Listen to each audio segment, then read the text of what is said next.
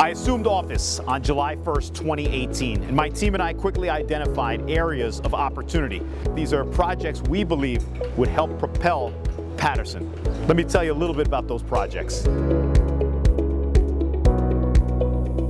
Great Falls is a symbol of our city, and we owe our birth to this body of water. It's a national park, and you have about 300,000 plus people visiting it every year. We want to get that number to 1 million. How do we get that number to 1 million? We're going to build a first-class visitor center named for our founder, Alexander Hamilton. It is going to be state-of-the-art, and it's going to tell the story of the city of Paterson, how we were founded, how we emerged as an industrial giant. We are going to tell our story. There's plenty to promote that's positive of Paterson, and we feel like if we owe the Great Falls our birth, that's where we were born, that's where we're going to be reborn. Hinchliffe Stadium is actually inside of the national park.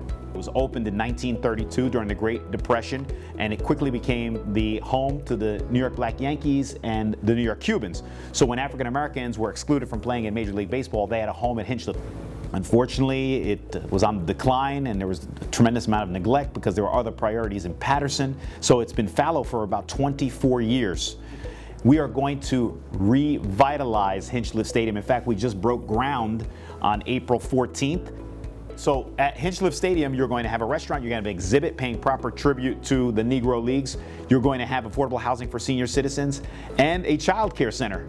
That project, the Great Falls National Park Hamilton Visitor Center, is arguably one of the most significant projects in Paterson's history. Lou Costello Park, which is a stone's throw away from the Great Falls National Park, is undergoing a major makeover to the tune of over $1 million.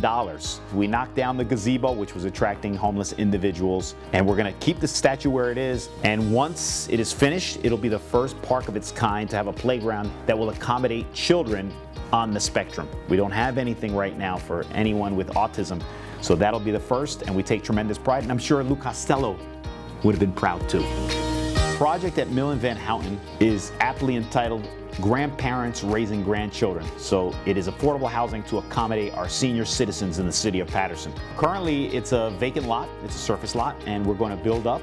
We were just approved by the Economic Development Authority, so we're ready to put the shovels in the ground. We're looking at 70 plus affordable housing units for our senior citizens, and it will be not too far from the Great Falls National Park, so our seniors can take a walk and enjoy the park and Hinchliffe Stadium. With everything we're doing, I believe that our renaissance is not too far away. So the Riverside Village project is going to provide over 200 affordable housing units for Patersonians. At one time, it was dilapidated apartments, and so now you're going to have high quality housing right off of Route 20. The housing is designed for low income families and senior citizens. So we're really encouraged by this project, and it is also going to improve the quality of life in that neighborhood. The Armory is near Eastside High School, Market Street, and it has currently been demolished, but work is set to start relatively soon. So the Armory once stood mighty, and it hosted wrestling matches, boxing matches, multiple presidents of the United States came, and unfortunately it was fallow for a long time. But finally, we broke ground, and the Armory will be a mixed-use project that will enhance the quality of life in the area and also be aesthetically appealing. Once the project is completed, you will see another example of high-quality housing stock in the city of Paterson with a retail component. Leader Die is located in the Riverside section of our city, and it's been an eyesore for a long time, and the residents there have been asking for an improvement. Leader Die was a factory, and it was a testament to the fact that Paterson was an industrial city. However, factories moved out, and it was fallow for a long time. So we will be auctioning off Leader Die, which is a nearly 2-acre site. We anticipate something that is going to be aesthetically appealing and also something that will, again, augment the quality of life in that neighborhood. From day one, my administration has prioritized improving our parks. In fact, we've leveraged investments from the county through open space funding. We've leveraged investments from the federal government through the Community Development Block Grant Funding Program. And we now have a vision plan for our parks and fields. And we've already started. We improved Brandy's Field over by Marshall and Hazel, Buckley Field, which is on Chamberlain Avenue. We plan to do the same for Riverside Oval, new fence, new field, new lights, $1 million project. Putnam Oval, that's on Lafayette. New fence, new field, new lights.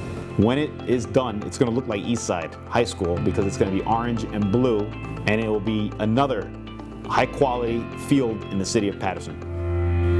Most of these projects are funded through either private investment or grants that we were able to secure, not from our general operating budget.